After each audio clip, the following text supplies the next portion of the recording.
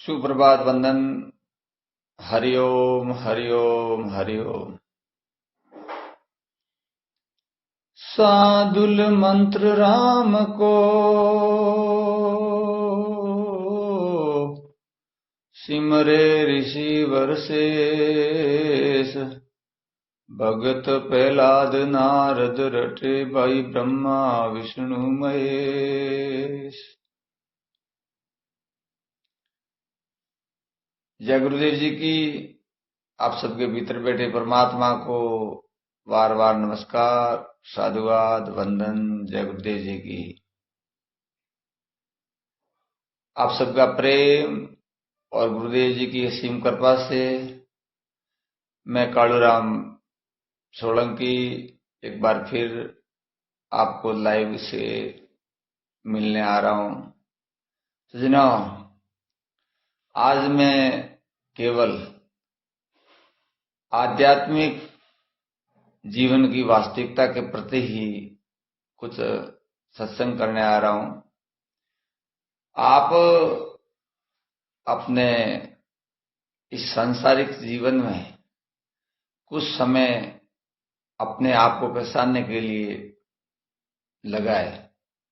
जीवन की वास्तविकता को समझे बिना हम इस संसार में केवल आए हैं, लेकिन इस संसार से जो निज स्वरूप की प्राप्ति के जो कर्म हैं, अगर वो लेकर नहीं जाएंगे तो इस संसार में आने का कोई औचित्य नहीं रहेगा। अनेक संत महात्माओं ने मनुष्य को जगाने के बहुत सारे रास्ते बताए हैं, लेकिन इस मायावश मनुष्य भूल जाता है और उसके कारण उसे अपने आप का ज्ञान नहीं होता है। कहा गया है कि माया है जग ठगनी, इसे कोई मत मानो अपनी। इस माया के चक्कर में पूरा संसार डूब रहा है और देखते ही देखते उस कीट पतंगा की भांति जलकर नष्ट हो जाते हैं। जैसे अंधेरे में प्रकाश का बल्ब होता है, आग होती है, वहां कीट पतंगा उस रूप को देखकर ऐसे तीव्र वेग से दौड़कर उसके अंदर गिरते हैं। उन्हें यह ज्ञात नहीं है कि हम वहां जाकर जलकर भस्म हो जाएंगे, लेकिन वो विषय वासना उनको जलाकर नष्ट कर देती है। इसी तरह इस माया के रूप में माया वन अपार मृग जल धूप है, भटकत फिरे गंवार माया का रूप में। ये माया है, इसका पार किसी ने पाया ही नहीं है और मृग की भांति ये इंसान मूर्खतावश दौड़ता रहता है और उसे कुछ भी हासिल नहीं होता है। इसलिए हम सबको अपने गुरुदेव जी की सानिध्य में रहते हुए अपने भीतर प्रवेश करना चाहिए। हम बाहर की अनेक यात्राएं करते हैं, अनेक खोज भी करते हैं, लेकिन कभी भीतर प्रवेश नहीं करते हैं। और सज्जनों, अनेक संत महात्माओं ने बताया है कि वास्तविकता आपके भीतर है, बाहर केवल जड़ है। और जब तक हमें जड़ और चेतन का ज्ञान प्राप्त नहीं होगा, तब तक हम अपने आप की वास्तविकता को नहीं पहचान पाएंगे। क्या हम प्रतिदिन ध्यान करते हैं? क्या हम प्रतिदिन जल्दी उठकर अपने आप के स्वरूप का दर्शन करते हैं? क्या हम प्रतिदिन उठकर अपनी आत्मा को पूछते हैं कि मेरा क्या लक्ष्य है? हम उठते ही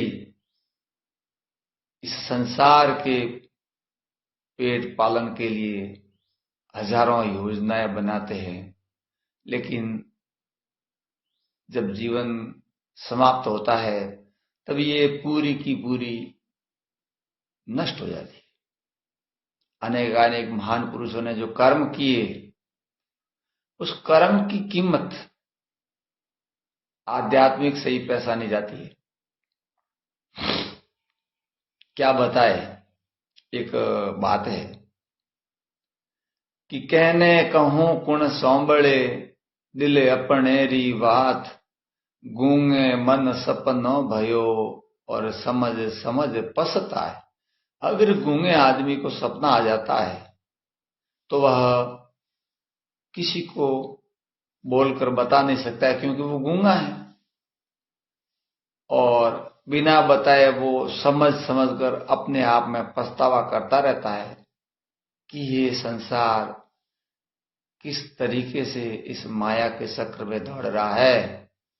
उनको ये मनुष्य जीवन मिला है, वो किस लिए मिला था उसका उन्हें कोई ज्ञात नहीं है। सज्जनों,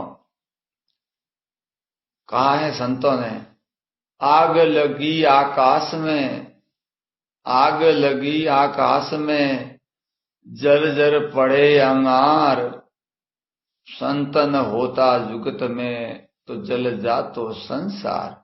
संसार में वो आग लगी हुई है, इस ममता की, इस माया की, इस तृष्णा की वो आग लगी हुई है, और उसके अंदर सब जलकर नष्ट हो रहे हैं। लेकिन अगर ज्ञान की प्राप्ति हो जाती है तो ही बचना संभव है, अन्यथा सब इस मोह माया के चक्कर में जलकर नष्ट हो जाएंगे। सज्जनों, इस जीवन का किसी को कोई पता नहीं है, तो हम क्यों इतनी बड़ी लंबी योजनाएं बनाते हैं कि हम वो कर लेंगे, हम ऐसा कर लेंगे। हमारा कुछ खुद का कोई ठिकाना ही नहीं है, कोई अस्तित्व नहीं है कि हम 1 मिनट के अंदर पता नहीं कितनी बार इस मौत से संघर्ष करते हैं। 24 घंटे में 21,720 बार ये प्राण है जो हमारे अंदर प्रवेश करता है, और अगर ये प्राण प्रवेश नहीं करेगा तो ये जीवन लीला उसी क्षण समाप्त हो जाएगी। तो हमें एक पल की भी खबर नहीं है, फिर भी हम अपने स्वार्थ के खातिर ऐसे अनर्गल कर्म करते रहते हैं। बहुत सारे इस धरती पर ऐसे अपने आप को पूरे विश्व का सम्राट समझने वाले चले गए, लेकिन केवल उनका पत्थरों पे नाम है, निशान है, और कुछ नहीं है। लेकिन जिन संत महात्माओं ने कर्म किए, आध्यात्मिक जगत की चर्चाएं की, अपनी आत्मवाणी के द्वारा प्रचार किया, वो आज हम सब के दिल में निवास करते हैं। जिन्होंने शिक्षा की अलग जगाई, जिन्होंने आध्यात्मिक जगत की अलग जगाई, जिन्होंने मनुष्य को जगाने का प्रयास किया, वो हमेशा जीवित है। क्योंकि संसार में जीवित केवल वो ही प्राणी हैं जिन्होंने इस मानवता को जगाने का प्रयास किया है। बड़ी दुख की बात है, मनुष्य इस संसार के भ्रम से इतना डरता है कि उसका उस डर से बचने का कोई उपाय नहीं है। इंसान जिंदा होता है और उनसे हम साथ में रहते हैं, उनसे साथ में बातें करते हैं, और जब उसकी मृत्यु हो जाती है तब उस बॉडी से डरते हैं लोग, उनको हाथ नहीं लगाते हैं, उनके पहने हुए कपड़ों को नहीं पहनते हैं। अगर उस बॉडी को गांव के बीचों बीच में रख दिया जाए तो वही व्यक्ति जो आपके साथ 50-60 वर्ष जिंदा रहा है, उसका खाली वो ढांचा है, लेकिन उस ढांचे से भी लोगों को डर लगता है, पता नहीं हम भी मर न जाए। उस मृत्यु का डर है, वो आपका सबसे बड़ा दुख है। क्योंकि जब तक आप अपने मौत से विजय नहीं प्राप्त कर सकते हैं, तब तक आपके जीवन का कल्याण संभव नहीं है। क्योंकि मौत केवल शरीर की होती है सज्जनों। आप जो है वो परमात्मा के अंश है और वह निज स्वरूप के अंश है और वो आपकी आत्मा है। उस आत्मा की वजह से आप बोल रहे हैं, आप कर्म कर रहे हैं। सांख्य योग में भागवत महापुराण के अंदर बताया गया है कि ये शरीर है जो 25 तत्वों से बनता है, लेकिन उसमें 23 तत्व मात्र जड़ है और 24वां तत्व चेतन है और 25वां तत्व है जो निर्गुण निराकार परिपूर्ण परमात्मा है। 5 ज्ञान इंद्री, 5 तत्व और 5 विषय, 3 गुण और 4 अंतःकरण। सज्जनों, आपने कभी सोचा होगा 5 तत्वों का ये आपका शरीर बनता है और 5 इसके अंदर ज्ञान इंद्रियां हैं 10 और 5 इसके अंदर विषय है और ये हो गई 15। ये 3 गुणों के माध्यम से चलते हैं। इसके लिए संतों ने इसको इसके साथ ही बताया है। लेकिन 5 प्राण हैं जो आपकी गति को बदलते रहते हैं, लेकिन वो भी जड़ ही है। ये हुए आपके पूरे 20। अब अंतःकरण के 4 भाग है, मन, बुद्धि, चित्त और अहंकार। 3 भाग है वो गुणों के हैं, मन, बुद्धि और अहंकार। ये 23 तत्व का शरीर जब बनकर तैयार होता है मां की कोख में। अब समझने की बात है कि ये जब 23 तत्वों का पिंड बनकर तैयार हो जाता है, पूरी गतिविधियां सब तैयार हो जाती है, उसके बाद में 24वां तत्व चेतन प्रवेश करता है। तब हमें ज्ञात होता है कि मैं मां की कोख में हूं और मैं कितना बड़ा दुखी हूं। लेकिन जब हम दुखी होते हैं तब हम 25वें तत्व परमात्मा को, अपने निज स्वरूप को याद करते हैं कि हे परमात्मा, मुझे इस नरक से बाहर निकाल। मैं एक एक श्वास तेरे नाम को रटूंगा और तुझे साक्षी मानकर अपने आप के प्रति और मानवता के प्रति कर्म करूंगा।